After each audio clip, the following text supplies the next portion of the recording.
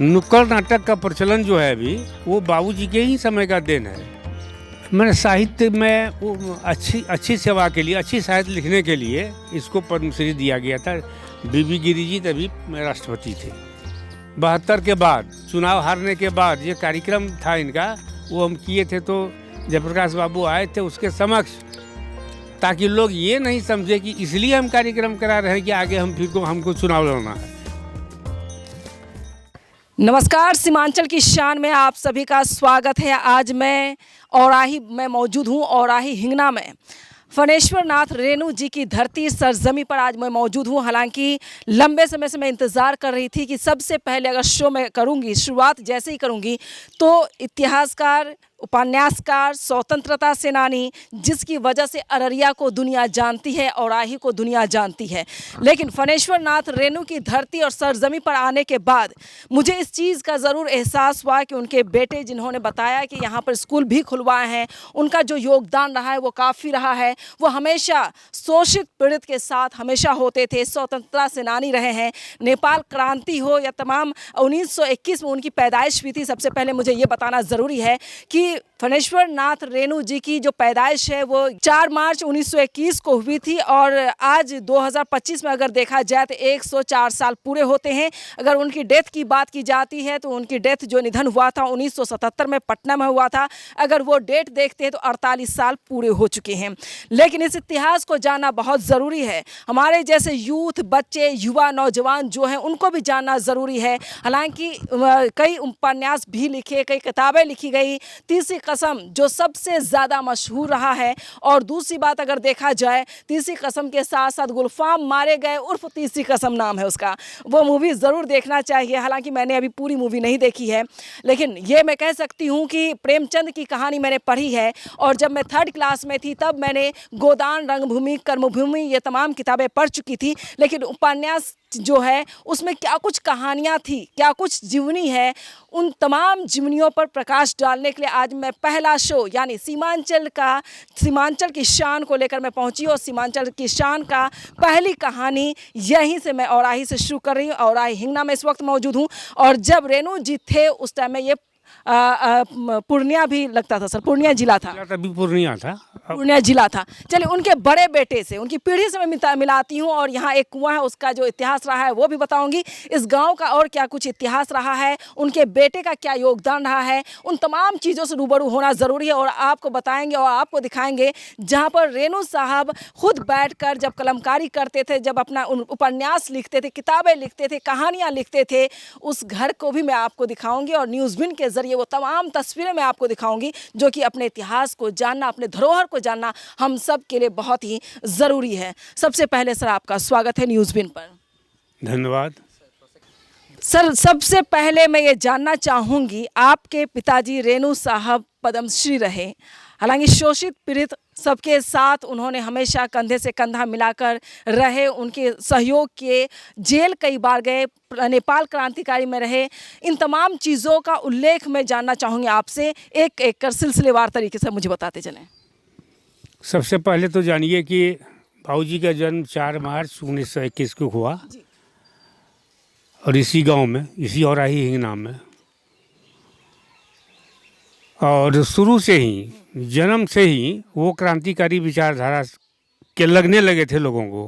कि जब जन्म हुआ बाबूजी का जिस दिन, तो उस घर में जो महिलाएं होती है, तो वो सबको थोड़ा सा आश्चर्य हुआ कि इतना तेजी में ये बच्चा, मतलब सबका नुआ हुआ जो कपड़ा होता है वो पकड़ के लगा फाड़ फूड़ करना शुरू कर दिया पूरा। और ये 11 महीना में इसका जन्म हुआ था। सबसे बड़ी बात है कि 11 महीने में वही कोई पुरुष पैदा लेते हैं। तो फिर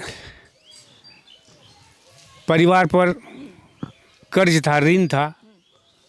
तो बाबूजी का नाम, बाबूजी की दादी जो थी वो रखी, इसका नाम है रिनुआ। हाँ, मतलब ऋण पहले से है और आ गया ऋण में ही, तो रिनुआ रख दिया नाम। तो रिनुआ से बाद में जब सयाने हुए तो इसका नाम, बाबूजी के एक मित्र थे, वो बोले कि शिलानाथ मंडल जी, दादाजी का नाम था शिलानाथ मंडल, बोले कि मंडल जी, ये रिनवा रिनवा कब तक चलेगा, इसका नाम हम देते हैं।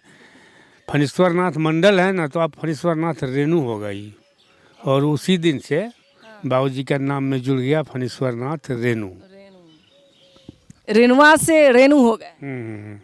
चलिए, ये शायद कोई जानते होंगे, नहीं जानते, चलते रहेंगे, स्टोरी बताते रहेंगे जी। आइए, कैमरा आगे लेकर के आइए। और उनसे जुड़ी और कई चीज़ें, जैसे आपने बताया कि ऋण की वजह से रेणुआ उनका नाम रखा गया, फिर रेणु रखा गया। आगे की कहानी फिर क्या थी? आगे की कहानी थी कि बाबूजी को पढ़ने के लिए दादाजी चाहते थे कि ये वकील बने। चूँकि दादाजी जमींदार लोग थे, तो अररिया इसका आना जाना होता था कचहरी। तो इसके मन में हुआ कि नहीं, इसको पढ़ा लिखा के वकील बना देते हो जाएगा तो हमको ज़्यादा माने सहूलियत होगा। कानून कचहरी में बेटा यदि वकील रहे तो केस लड़ने में मज़ा आएगा। लेकिन इसको तो और कुछ होना था, तो ये पढ़ना लिखना पर उतना ध्यान नहीं देते थे पढ़ाई पर। अब हल्का फुल्का पढ़े अपना, और फिर वो क्रांतिकारी विचारधारा का आदमी, होने वाला आदमी, ये देशभक्ति के लिए हर हमेशा दिमाग लगाए रहता था, कहाँ कौन आंदोलन कैसे क्या होना है। फिर जब देश आज़ाद हुआ, जेल से निकले। आज़ादी के वक्त आपके पिताजी कहाँ, जेल में थे, जेल से बाहर थे? मैं जेल में थे तभी। अच्छा, उस टाइम में भी जेल में थे। हाँ, जेल से बाहर तो तब हुए जब आज़ाद हुआ देश, तो कैदियों को छोड़ा जाने लगा, राजनीतिक बंदियों को छोड़ा जाने लगा। फिर जो साधारण कैदी थे क्रिमिनल टाइप का, उसको भी छोड़ा गया था उसमें। तो उस टाइम में निकले ही, फिर लग गए ही पार्टी के कार्यों में। लेकिन पार्टी के कार्यों में ये सोशलिस्ट पार्टी के कार्यकर्ता थे ये। कांग्रेस में थे? नहीं, कांग्रेस में दादाजी थे। कांग्रेस में दादाजी थे और बाबूजी सोशलिस्ट में थे। तो पार्टी के लिए काम शुरू में भी करते थे जब बाहर थे। अंदर गए तो फिर अंदर से भी अपना कुछ ना कुछ करते रहते थे। फिर इसके बाद मंत्रिमंडल का गठन हुआ, कांग्रेस की सरकार आई। फिर बात जहाँ की तहाँ चली गई। लोग जो उम्मीद किया था कि आज़ादी मिलने के बाद हम लोगों को, खास करके किसान, मजदूर किसान को ज़्यादा सहूलियत मिलेगा, लेकिन वैसा कुछ नहीं हुआ। और बाबूजी राजनीति में रहते हुए इसको निराशा हाथ लगी कि यहाँ सब खेमाबाजी करने लगा। कांग्रेस तो अपना किया ही, इसमें भी सोशलिस्ट में भी प्रजा सोशलिस्ट जो हुआ सो मन में विरक्ति आई और राजनीति को छोड़ दिए, ये साहित्य सृजन में लग गए। हालांकि साहित्य सृजन में भी राजनीति से अलग नहीं हो पाए ये आदमी। वो लिखते हैं कि जब भी किसी दल का टूटन होता है, चाहे वो मेरे विचारधारा का वो दल नहीं हो, अगर उसका टूटन होता है, टूटता है, तो मन के अंदर एक टिस होता है कि आज एक संगठन टूट रहा है, टूट गया। तो आप संवेदनशीलता इनकी समझते होंगे कि ये कांग्रेस में नहीं थे, लेकिन अगर कांग्रेस में भी टूट हुआ तो उसमें भी कष्ट हुआ इनको कि वो टूट रहा है पार्टी। तो फिर साहित्य सृजन में लगे और अनवरत साहित्य रचना में लगे ही रहे। तो ये इनको पद्मश्री नवाजे गए थे, अवार्ड उन्होंने क्यों वापस किया था? पद्मश्री कांग्रेस के शासनकाल में इसको मिला था। मैंने साहित्य में अच्छी सेवा के लिए, अच्छी साहित्य लिखने के लिए इसको पद्मश्री दिया गया था। बीबी गिरी जी तभी राष्ट्रपति थे। लेकिन पद्मश्री के बहाने सरकार ऐसे मतलब साहित्यकार, ऐसे कलमकार को नवाजते थे ताकि वो हमारे विरुद्ध में नहीं लिखे। अच्छा, ये एजेंडा था उनका? ये था। तो बाबूजी समझ गए कि ये जो हमको दिया गया है, ये तो 5 पैसे का भी चीज़ नहीं है। इसको लेके कोई पान की दुकान पर जाएगा, देख खिल्ली पान भी नहीं देगा। लेकिन इसका महत्व इतना बड़ा है कि इसका कोई आंका ही नहीं जा सकता है कि क्या है इसका महत्व। तो जेपी पर लाठी चली छात्र आंदोलन में, और बाबूजी उसी आंदोलन में जेपी पर लाठी चलने के गुस्से में आके पद्मश्री का त्याग कर दिया कि नहीं चाहिए मुझे पद्मश्री, ये पापश्री लगता है। अब एक तरह से बंध गए थे पद्मश्री होने के बाद। बंद गए थे तो वापस कर दिए। और फिर आंदोलन में तो थे ही, फिर आंदोलन में कूद गए। आंदोलन में कूद गए, फिर बीमार हुए, हॉस्पिटल में रहे, लेकिन आंदोलन से संबंधित विचार को इनसे साझा किया जाता था। नुक्कड़ नाटक का प्रचलन जो है अभी, वो बाबूजी के ही समय का देन है। जैसे नुक्कड़ नाटक हुआ, फिर रिपोर्टाज हुआ, इस टाइप का जो चीज़ है वो बाबूजी का देन है, वो सृजन ये किए है। तो हमको याद है कि 77 में ये हॉस्पिटल में थे, हम गए थे मिलने वहीं पटने में, तो काफ़ी भीड़ भाड़ देखे कि क्या बात है भाई। तो पता चला कि नहीं, यहाँ दिल्ली से कुछ लोग आए हुए हैं, राजनेता आए हुए हैं, चाहते हैं कि रेणु जी पटना लोकसभा से चुनाव लड़ें, बिछावन पर ही रहे ही, लेकिन चुनाव लड़ें, और इसीलिए लोग आया है मैंने इसको मनाने के लिए।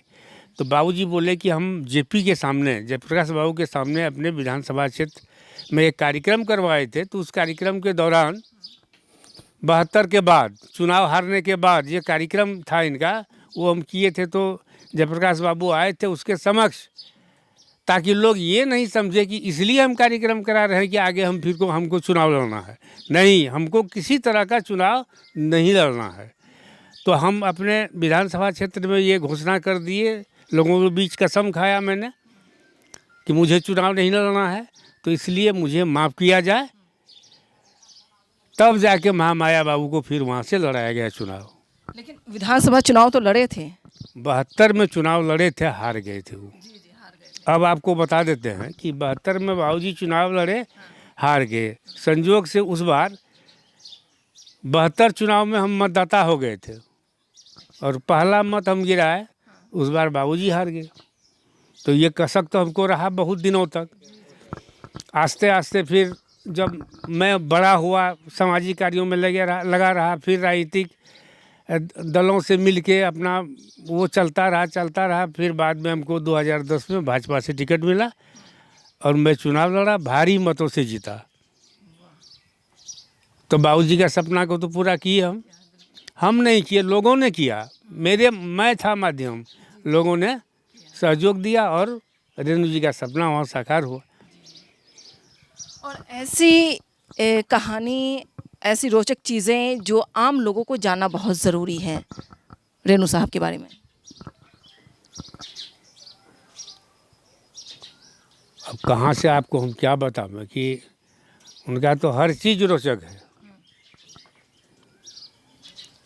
अच्छा, कभी आप लोगों को पढ़ने लिखने के लिए मारपीट करते थे कि नहीं करते? न, मारपीट तो हमको याद नहीं है कि हमको कभी मारपीट किए थे, नहीं। और मज़ेदार बात आपको बता देते हैं कि हम लोग उन दिनों 8 या 9 क्लास का छात्र हुआ करते थे, सिमरा हाई स्कूल जाते थे पढ़ने के लिए। और शनिवार को पढ़ने के बाद हम लोग सीधे फार्मिशन चले जाते थे फिल्म देखने के लिए। फिर बुक स्टॉल पर, जो रेलवे स्टेशन में होता था, अभी भी होता है, रहता होगा, तो देखते थे जाके वहाँ फिल्मी कलियाँ, फिल्मी दुनिया, ये सब खरीदते थे हम लोग। फिर आ जाते थे घर, फिल्म देखे, फिर आए घर। तो बिछावन पर पत्रिका ये सब रखा हुआ रहता था। एक दिन बाबूजी देख लिए कि हम लोग क्या पढ़ रहे हैं। एक लड़का और था बाबूजी का भंगना, वो भी मेरे साथ था।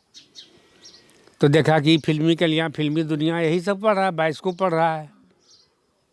तभी राजेश खन्ना का बड़ी क्रेज शुरू हुआ था, इसका अमिताभ बच्चन का, साथ हिंदुस्तानी।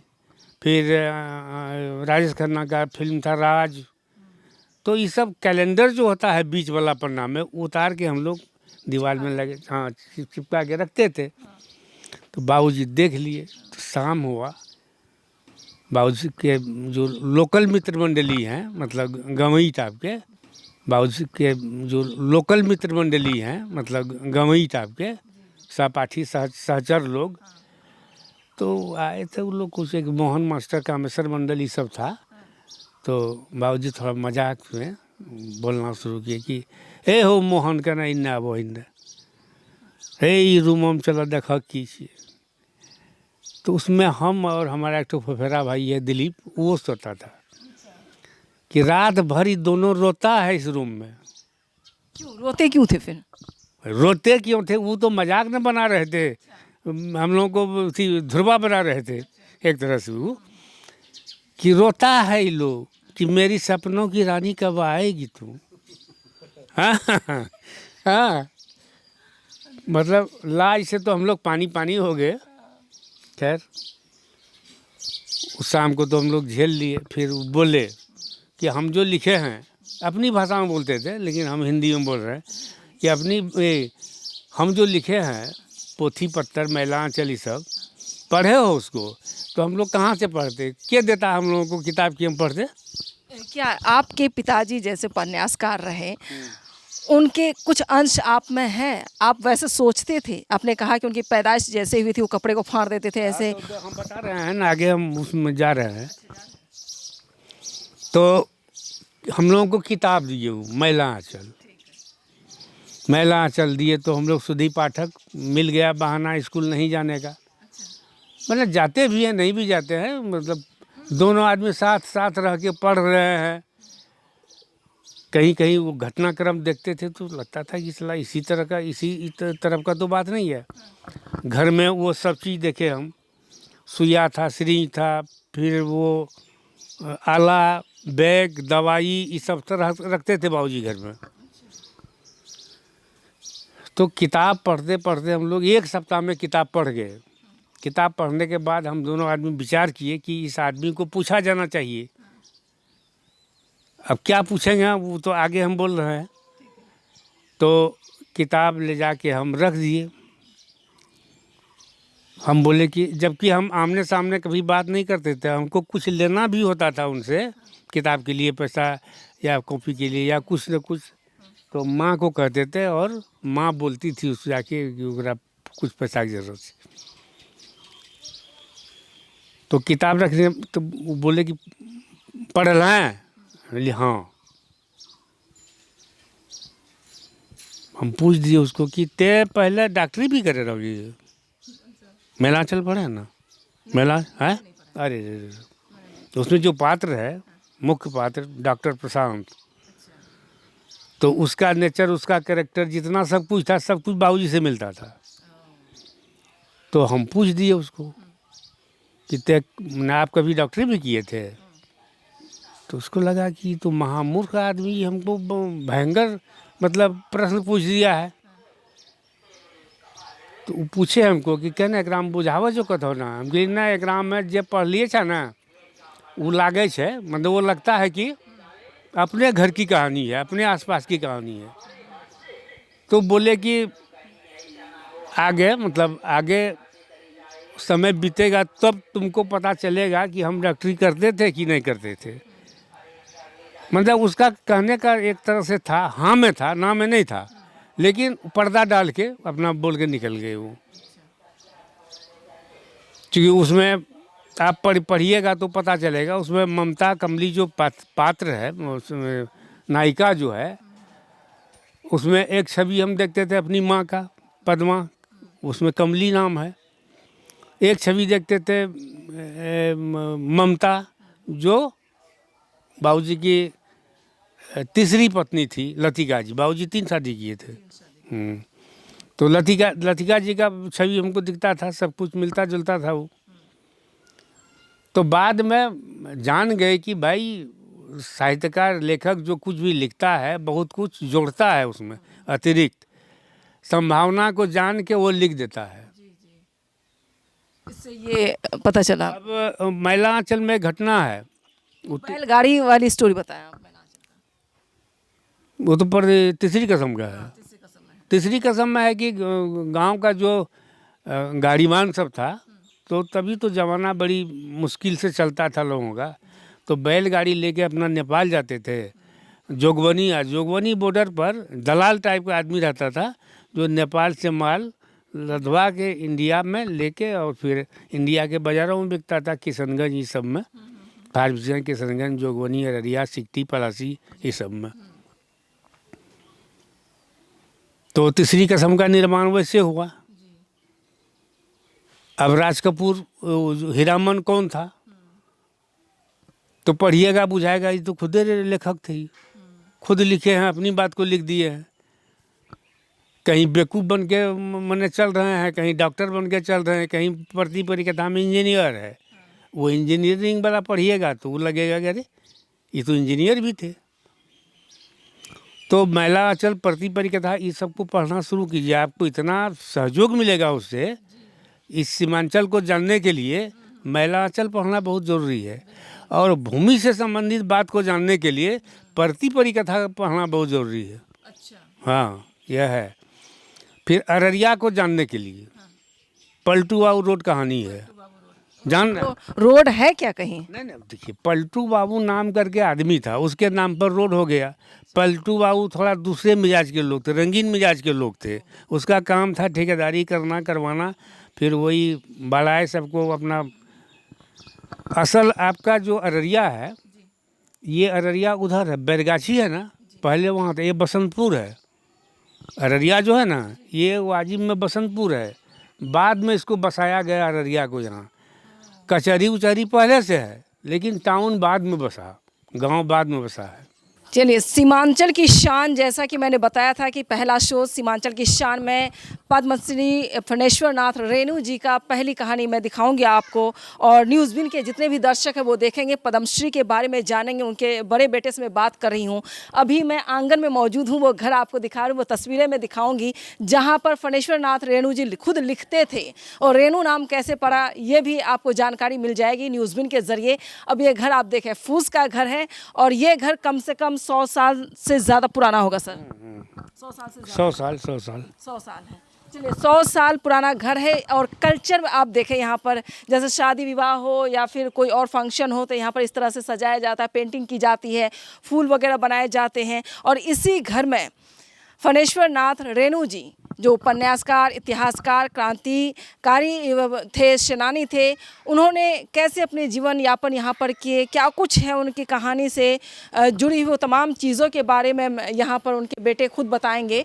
तो ये वो कमरा है, ये वो रूम है, फूस का घर है। आप चारों तरफ देखें, लकड़ी लगी हुई है, बांस जोड़े हुए हैं, बांस से बना हुआ घर है, मिट्टी की दीवार है, तमाम चीज़ें मैं आपको दिखाती हूँ। और तस्वीरें आप देखें, तेरे लिए मैंने लाखों के बोल सहे, रेणु जी लिखे थे ये लाइन। और उनकी धर्मपत्नी हैं, वो भी फ़ोटो आपको दिखाते हैं। और इसी रूम में इतिहासकार, उपन्यासकार, क्रांतिकारी, स्वतंत्रता सेनानी और देश की शान, सीमांचल की शान, जिसे मैं आज सीमांचल की शान एपिसोड में दिखाऊंगी आपको, उनकी पूरी कहानी, कहाँ बैठते थे, कहाँ लिखते थे, वो तमाम चीज़ें आप न्यूज़1 के ज़रिए देखेंगे। तो ये वही कमरा, वही रूम है, ये फूस का घर है, जहाँ पर पद्मश्री उपन्यासकार रेणु जी लिखते थे, कलमकारी करते थे। उनके बेटे अब बताएंगे मुझे कि इस घर की कहानी कितनी पुरानी है। 100 साल। 100 साल। इसी घर में बाबूजी का जन्म हुआ था। इसी घर में जन्म हुआ था, ऐसा मैंने सुना हूँ तो बोलता हूँ। हाँ, हम लोग यही जानते हैं, इसी घर में जन्म लिए थे। इस घर में तो सिर्फ यादें ही यादें हैं। तो बाबूजी तो लिखे हैं कि इस घर में मुझे मतलब खुशी से मतलब भरपूर संदेश हमको इसी घर में मिला। हृदय तोड़ने वाला दर्द विदारक संवाद या सूचना मुझे इसी जगह मिली, इसी घर से मिली। मोहन राकेश और ऐसे बहुत नामचीन साहित्यकार लोग थे, जिसका निधन हुआ तो बाबूजी यहाँ थे, तो इसी घर में संदेश आया कि वो नहीं रहे। पद्मश्री का उपाधि मिला तो इसी घर में थे वो। मैला आंचल का प्रकाशन हुआ, समाचार आई तो इसी घर में। तीसरी कसम पर फिल्म बनेगी, शैलेंद्र जी चिट्ठी भेजे थे बाबूजी को, तो इसी घर में पता चला। तो शौक ऑब्जर्वर जो होता है, बाबूजी वही बोले कि ये घर मेरे लिए शौक ऑब्जर्वर है। अच्छा से अच्छा, बुरा से बुरा संवाद इसी घर में, खबर इसी घर में हमको प्राप्त हुआ। तो ये घर आप 100 साल से संजो करके रखे हैं, यानी आने वाली कई पीढ़ी के लिए ये घर इसी तरह से बना रहेगा। हाँ बिल्कुल वैसा रहेगा, बना रहेगा। बल्कि बहुत ज़्यादा मॉडिफाई नहीं किए हम लोग, जैसे साधारण तरीके से काम चल जाए वो करके रखे हुए हैं हम लोग। और कुछ रोचक चीज़ें बताइए, न्यूज़ विन के दर्शकों को भी जानना ज़रूरी है। नहीं, बाबूजी इसी पर सोते थे, इसी बिछावन पर नहीं, बल्कि ये जो चौकी है इसी पर रहते थे, इसी साइड में सोते थे वो। अच्छा, उस ज़माने में चौकी थी कि नहीं थी? हाँ ठीक। चौकी था पुराना, जमींदार सबको जो ये होता था, पलंग टाइप का, पलंगड़ी जिसको बोलते हैं, वो भी होता था यहाँ भी था, वो ख़त्म हो गया। लेकिन उस ज़माने का ये बाबूजी के समय का चौकी है, ये सब उसी के समय का है। उन्हीं के समय का चौकी? जो वो देखता है ना बक्सा, उसी के समय का है वो। अब तक संजो कर रखा गया। हाँ बिल्कुल। अच्छा, रेणु जी का कहीं म्यूजियम में फोटोज़ वगैरह संग्रहालय में रखा गया है? देखिए वो है, लेकिन अब तक वो संग्रहालय विधिवत रूप से उसमें काम अभी शुरू नहीं हुआ है। यहाँ एक भवन है, देखिए होइएगा, उसमें है सब कुछ, लेकिन हम लोग अभी उसको नहीं खोलते हैं। और सरकारी तौर पर उसका कमेटी बना के फिर हैंड ओवर करेगा उस कमेटी को। कमेटी फिर यहाँ कोई तदर्थ कमेटी बना के यहाँ रखेगा कि भाई उसको चलाइए आप लोग, तभी ना। अपने मन से तो हम लोग बार बार साफ़ सुथरा कर देते हैं, लेकिन वो अंदर खोल खाल के वो सब नहीं करते हैं। अच्छा, आज की पीढ़ी के बारे में जानना ज़रूरी है, क्योंकि धरोहर के तौर पर इनको देखा जा सकता है। तो आपको कुछ ऐसी कमियां लगती है कि पिताजी के लिए और भी चीज़ें, कहीं पर स्टैचू वगैरह बनवाना चाहिए, किसी चौक पे करवाना चाहिए, इस तरह से कुछ कमी लगती है कि वो फुलफिल होना चाहिए हयाती के हिसाब से? मूर्ति तो वैसे पटना में कंकड़बाग में आदमकद प्रतिमा है, और 1 एकड़ में वो गार्डन है बना हुआ, उसी के बीच प्रतिमा है, जहाँ राजकीय सम्मान के साथ जो कार्यक्रम होता है 4 मार्च को, तो जिला मतलब सरकार के ओर से जिला प्रशासन, पटना जिला प्रशासन वहाँ जाके मतलब वो राजकीय सम्मान वाला कार्यक्रम संपन्न वहाँ करते हैं लोग। और साहित्यकार लोग भी जाते हैं, राजनेता लोग भी रहते हैं, कभी मुख्यमंत्री चले गए, कभी उप मुख्यमंत्री चले गए, कभी कोई विधान पार्षद सभापति हैं वो चले गए, उपसभापति चले गए, तो ऐसा उन्हें होता है वो। फिर सिमराहा में आदमकद प्रतिमा है, अररिया में आपको जिला मुख्यालय में ही वो हाफ मूर्ति है बाबूजी का लगा हुआ, जिस पर होना चाहिए था। पूर्णिया में लगना, पूर्णिया में भी है एक तो। कमिश्नर साहब जो थे पहले, उसका जो डाक बंगला था उसके आगे रेणु उद्यान करके स्मृति उद्यान है, तो वहाँ पर है। ये वाली फ़ोटो कब की है? ये तो बाद में कोई लड़का बना के यहाँ दिया था। अच्छा, किसी ने बनाया है इसको? हाँ, किसी ने बनाया। और कुछ कहानी में जोड़ा जा सकता है? कहानी में क्या जोड़िएगा? जो आप बता रहे हैं उसी में से कुछ रोचक और भी चीज़ें लोगों को जानने के लिए। लोगों को जानने के लिए तो ये कहेंगे कि ज़्यादा से ज़्यादा आप रेणु जी को जानिए, जानने का प्रयास कीजिए, और रेणु साहित्य को पढ़िए, पढ़ने का काम कीजिए। लाइब्रेरी सब में किताब है या बुक स्टॉल पर मिलता है, किताब खरीद के उसको पढ़िए, तब न जानिएगा कि रेणु जी। यूजीसी नेट वगैरह एग्जाम में तो आता ही है क्वेश्चन वगैरह, वो सब आता है। पीएचडी भी कर रहे हैं? बिल्कुल कर रहे हैं, बहुत सैकड़ों विद्यार्थी, साल में सैकड़ों विद्यार्थी यहाँ आता है यहाँ पर। फिर यहाँ के जो मजदूर हैं, असल कलाकार तो वो लोग हैं। ये लोग जब जाते हैं हरियाणा, पंजाब, दिल्ली पर, देश के किसी भी हिस्से में, किसी भी कोने में जाता है, तो वहाँ जब बताता है कि हम बिहार से आए हैं, तो बिहार से आए हैं तो पूछ देता है लोग कहाँ से, तो बोलता है कि पूर्णिया जिला। अरे वो जो हैं, वो जो लेखक थे फणीश्वर नाथ रेणु, अरे हाँ, अपना ये लोग भी अपना वहाँ तवा में रोटी सेक लेता है कि हम तो बिल्कुल बगले के हैं। अच्छा। दूर से भी है तो बोलता है बगले से। तो बाबूजी एक बार बोले थे कि मेरे नाम पर अगर किसी को कुछ सहयोग हो जाता है तो उसमें बुरा क्या है? नाम है, इसको भुनाइए, लेकिन तौर तरीका से। ऐसा नहीं कि गलत जगह जाके आप नाम बेच दिए। और बाबूजी क्या क्या बताते थे आपको? देखिए, बहुत बात नहीं बताते थे, उतना मौका ही नहीं लगता था उसको। यहाँ लिखने में ही व्यस्त रहते थे। लिखने में व्यस्त रहते थे और सामाजिक सरोकार में जो लोग बाग आते थे शाम सुबह, उसके साथ बैठ के गप करना, उसका समाधान करना, ये सब था।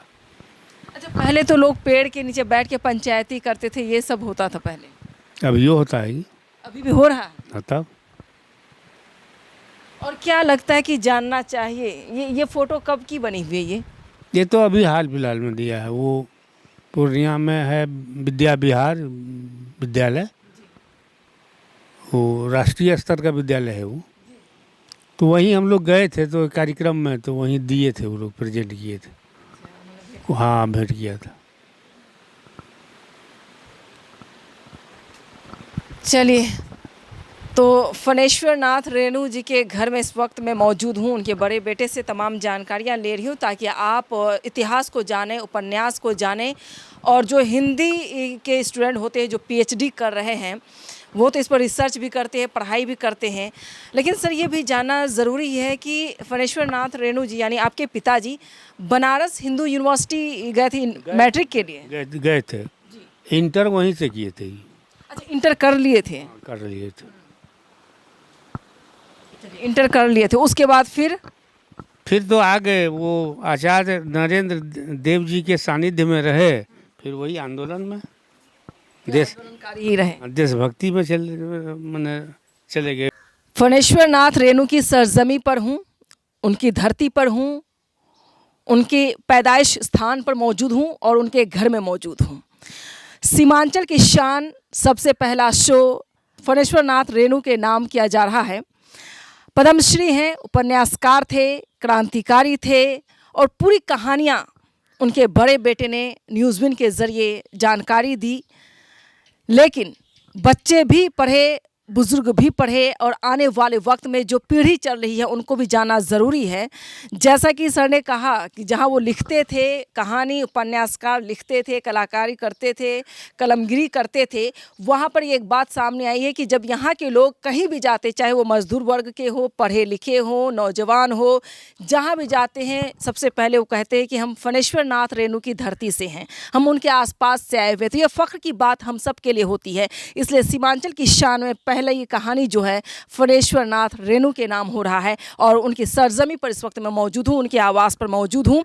104 साल पुरानी ये कहानी आपको न्यूज़विन पर दिखाया जाएगा ताकि आने वाली नई पीढ़ी इसको जान सके।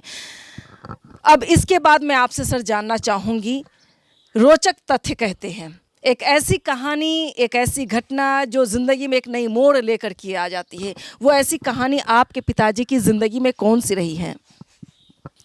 42 के आंदोलन में जब गोरी चमड़ी वाली सरकार जब क्रांतिकारियों को खोज के जेलों में बंद किया जा रहा था, तो वैसे समय में बाबूजी लोग करते क्या थे कि साथ में चूड़ी, साया, साड़ी, ब्लाउज का व्यवस्था रखते थे लोग। उसका क्या करते थे फिर? उसका करते थे कि औरत जाति को वो जो मतलब सरकार का जो गुर्गा सब था वो नहीं टच करता था। और जो मर्द जाति के लोग हैं इसको परेशान करता था कि तुम जानते हो वो कहाँ है, ये कहाँ है, पूछता है दुनिया भर का। तो इन लोग अपना कहीं कहीं साड़ी उड़ी पहन के, औरत वाला ड्रेस पहन के निकल जाते थे ये लोग। अच्छा, उसके लिए पेटीकोट, साड़ी, ब्लाउज रखते थे लोग। उसके बाद उसको मारते पीटते नहीं होंगे? नहीं, उसको तो जानता है कि ना, और महिला है, जा रही है, महिला अपना काम करके चली गई। तो अंग्रेजी सरकार को इसकी जानकारी खुफिया तरीके से मिली कि नहीं मिली कभी? बहुत बाद में मिली होगी। तो तब तक तो जो काम करना था ये सबको अपना हो चुका था। और क्या है और बताएं आप। जैसे पेटीकोट वाली बात आपने, साड़ी वाली बात बताई कि कैसे छुपते थे, कैसे साड़ी पहनते थे अंग्रेजी सरकार से लड़ने के लिए। और उस हुकूमत को, अंग्रेजी सरकार की हुकूमत को आपके पिताजी ने देखा है। हालांकि देश की आज़ादी 1947 में हुई है, 1921 के थे तो उस वक्त शायद 20-22 साल के हो गए होंगे। हाँ, तो 1921 तो 1942 कितना साल हुआ? 20 हो गए फिर भी। फिर 3 वर्षों तक लगातार भागलपुर जेल में, जी 23। वहाँ से निकले, फिर साहित्य सृजन में लग गए। पार्टी का काम भी करते थे, सोशलिस्ट पार्टी का काम करते थे, पर्चा पोस्टर लिखना, न्यूज़ लिखना, साहित्य मैंने गुप्त साहित्य लिख के लोगों के बीच देना, क्रांतिकारियों के बीच में देना। हालांकि देश आज़ाद हो गया, लेकिन आज़ादी का जो असल मकसद था वो पूरा नहीं हुआ था। क्या क्या मकसद था जो पूरा नहीं हो पाया आपके पिताजी की नज़र से? सरकार बनने के तुरंत बाद जैसे मैंने गरीब लोग हैं, तो गरीब लोगों के लिए वैसा व्यवस्था होना चाहिए था। रोजगार सृजन होना, रोजगार को सृजन करके रोजगार देना, तो ये सब तो कुछ हुआ नहीं, लफाबाजी में चला गया सब। इसलिए फिर ये लोग सरकार के विरुद्ध हो गए। पहले अंग्रेज के विरुद्ध थे, बाद में कांग्रेस के विरुद्ध हो गए ये लोग। अच्छा, पहले गोरी सरकार जो थी, ब्रिटिश सरकार, उसके विरुद्ध में थे। उसके बाद कांग्रेस के विरुद्ध हो गए। हालांकि उनके पिताजी यानी आपके कौन होंगे? परदादा, दादा होंगे। तो दादा जो थे वो आईएनसी में थे, इंडियन नेशनल कांग्रेस में थे। उसमें क्या कार्यकर्ता थे, सदस्य थे? सदस्य थे। और वो तभी गरीब लोगों के लिए जो कोटा होता था वो कपड़ा का, माने गंजी, गमछी, धोती, कुर्ता का कपड़ा, फिर वो साड़ी, ब्लाउज, ये सब का जो तो उसका बजाते कोटा था यहाँ पर। तो कोटा के हिसाब से अपना ही देते थे लोगों को। कांग्रेसी में भी वैसा नहीं था थे कि जल्लाद कांग्रेसी नहीं थी।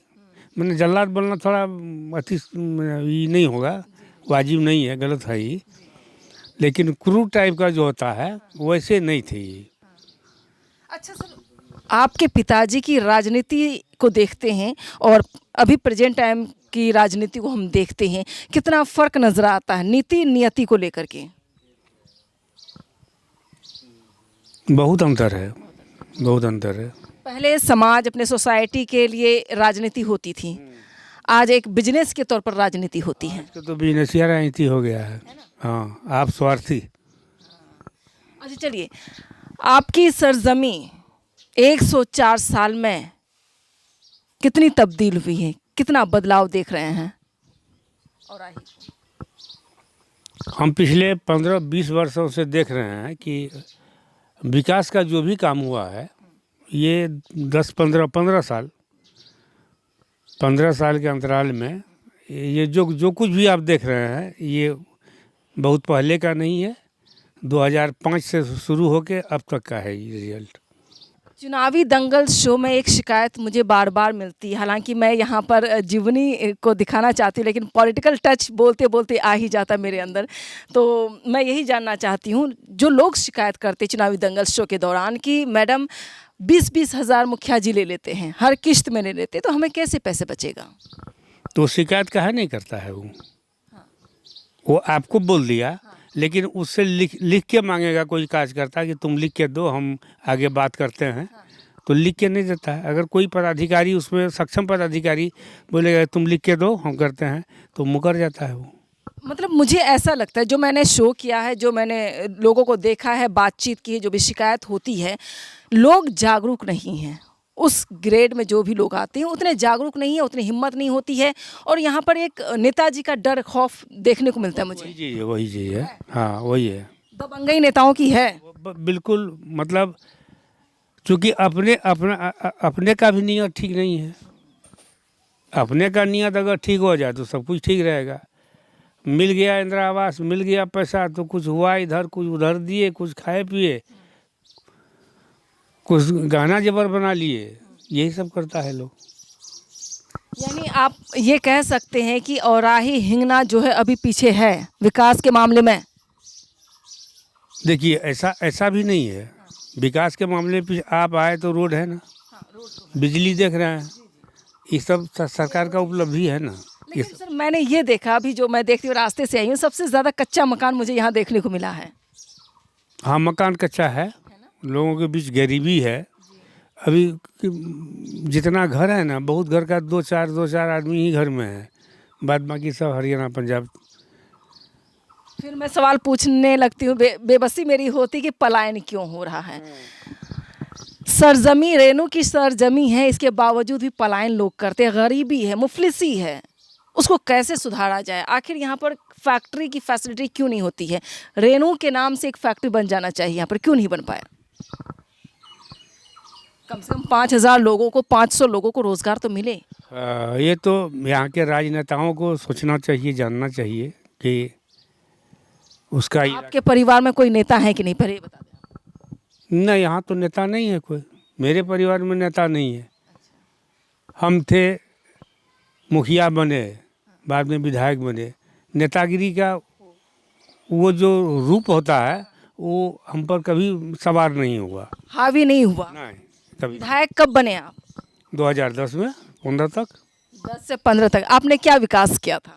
ये मैं नहीं बताऊंगा, ये आप सिमराज चौक पर जाइएगा, अगर और आगे जाइएगा फारबिसगंज विधानसभा के किसी भी नुक्कड़ पर, चाहे वो जोगबनी हो या फारबिसगंज हो या बसनाहा हो, कहीं भी जाइएगा, बोल दीजिएगा ये 2010 से 2015 तक बेनू जी विधायक थे, रेणु जी का लड़का, कैसा रहा आप लोगों का कार्यकाल, कैसा रहा उनका कार्यकाल, तो लोग बताएगा कि जा रहे जमाना, वो जो करके गए कहाँ हो रहा है वैसा। उसके बाद आपने सेकेंड टर्म नहीं देखा? न सेकंड टर्म, हम पार्टी के विरोध में, संगठन के विरोध में, गठबंधन के विरोध में मैं प्रत्याशी नहीं बना और इलेक्शन नहीं लड़ा मैं। इस बार 2025 में क्या लगता है आप फाइट करेंगे? देखिए दिमाग में तो रखे हुए हैं, दिमाग में रखे हुए हैं कि देखते हैं। किस पार्टी से? अरे पार्टी तो मैं अभी, अच्छा, पॉलिटिकली अभी आप एक्टिव हैं या नहीं हैं? देखिए हम बहुत एक्टिव नहीं हैं, नॉन एक्टिव भी नहीं है। आजकल कुछ लोग मैंने पार्टी के नाम पर एक्टिव है, वो फेसबुकिया नेता सब ढेर हो गया आजकल, बहुत ज़्यादा है वो। ज़्यादा। ये अभी रियलाइज़ करते हैं, उस तरह का हमारा मेंटलिटी नहीं है। हम जिस दल और पार्टी में हैं, हम जदयू में हैं। हमको आदरणीय मुख्यमंत्री जी से कई बार बात हुई और हम बताए अपनी बात को कि पिछला 10 साल से मैं बैठा हूँ, कहीं हमको लगाइए। और हमारा जो चुनाव क्षेत्र है जहाँ से हम विधायक रहे,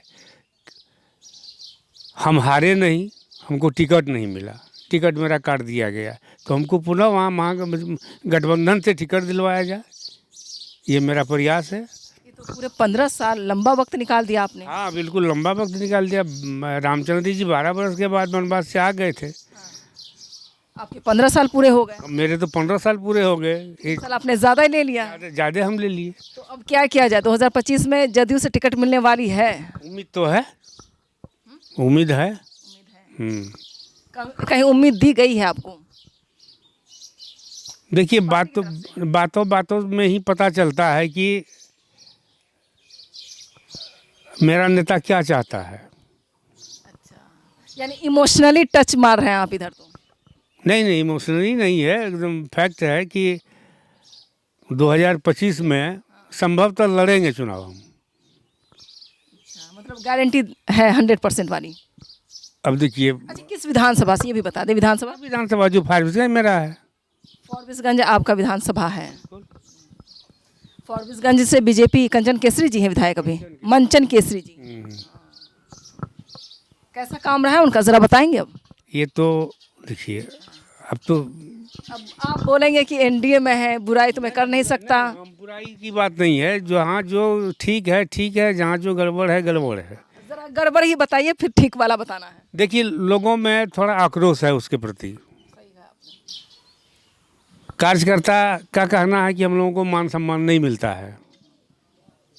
जबकि बीजेपी कहती है कि कार्यकर्ता को हम नेता मानते हैं, कार्यकर्ता से आप मंत्री बन जाते हैं, कार्यकर्ता के बदौलत, क्योंकि कार्यकर्ता ही डोर टू डोर जाता है।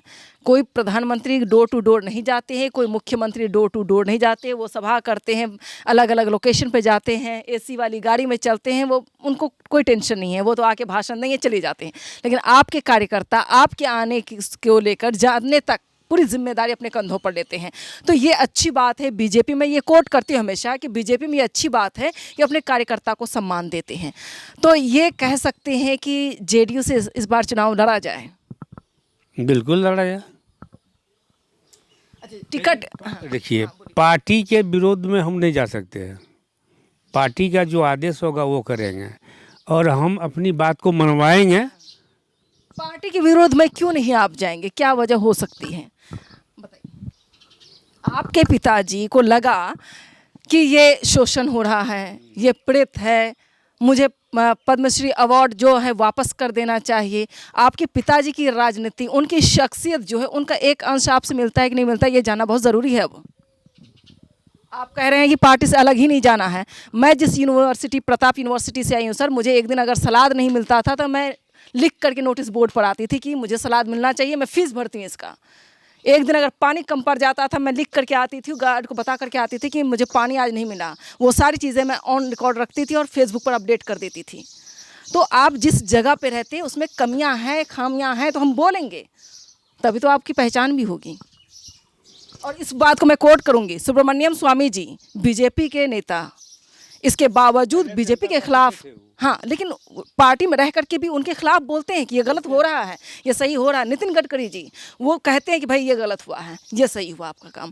तो किसी, चाहे वो स्टूडेंट की क्वालिटी हो, किसी नेता की क्वालिटी हो, किसी मंत्री की क्वालिटी हो, कोई आपका एम्प्लॉय हो, उसमें ये क्वालिटी ज़रूर होनी चाहिए कि अगर हमारी कंपनी में कुछ गलत हो रहा है, हमारे स्कूल में गलत है, हमारे कॉलेज में गलत है, अपनी यूनिवर्सिटी में गलत है, उसके खिलाफ हम बोलें। तो आपके पिताजी खिलाफ उतर जाते हैं, तो आप क्यों ऐसा नहीं करेंगे? देखिए, पिताजी में हम में बहुत अंतर है और तब की बात अब की बात में भी बहुत अंतर है। वो समय कुछ और था, ये समय उसको कुछ और है।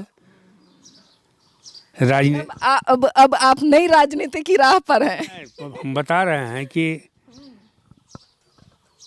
अगर आपको मंदिर में प्रसाद बट रहा है, आपको प्रसाद अगर नहीं मिला तो क्या कीजिएगा? मंदिर तोड़ दीजिएगा? नहीं, मंदिर नहीं तोड़ेंगे, आस्था को नहीं लाना है। मैं राजनीति में कभी भी भक्ति, आस्था, कट्टरता ये आने ही नहीं दूंगी। मैं मुद्दे की बात कर रही हूँ बस। पार्टी के विरोध में हम नहीं जाएंगे। नहीं जाएंगे। अगर टिकट देने में आनाकानी करने लगे तो आप पार्टी बदलेंगे नहीं?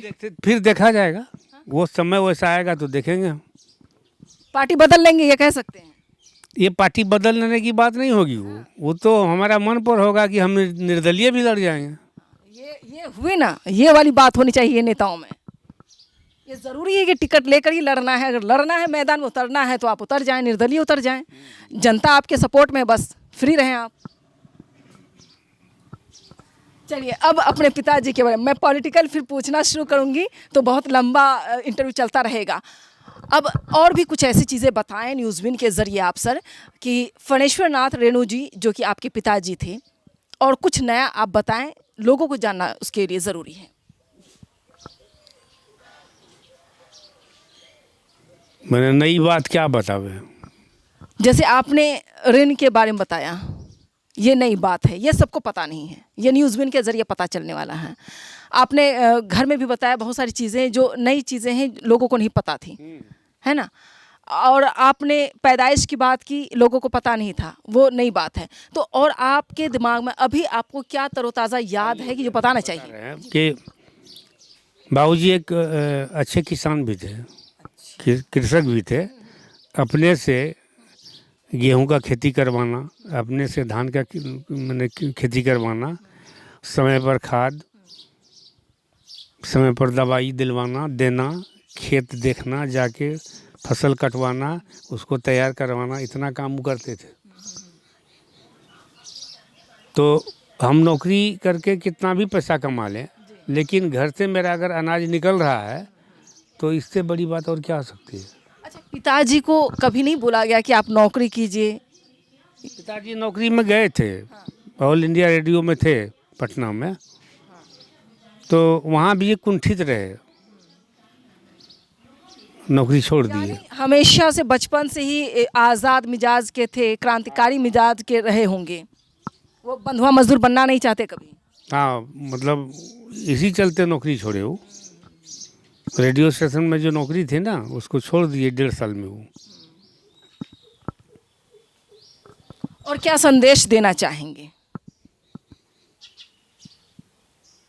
हम तो ये कहें कि आज के नौजवान, आज का जो नौजवान है, पढ़ाई में अपना समय लगावे और बढ़िया से तैयारी करके अपने आप को उस योग्य बनाए जो एक स्थापित जगह पर जाके अच्छा काम कर सके, अपने परिवार के लिए, अपने घर के लिए, अपने समाज के लिए।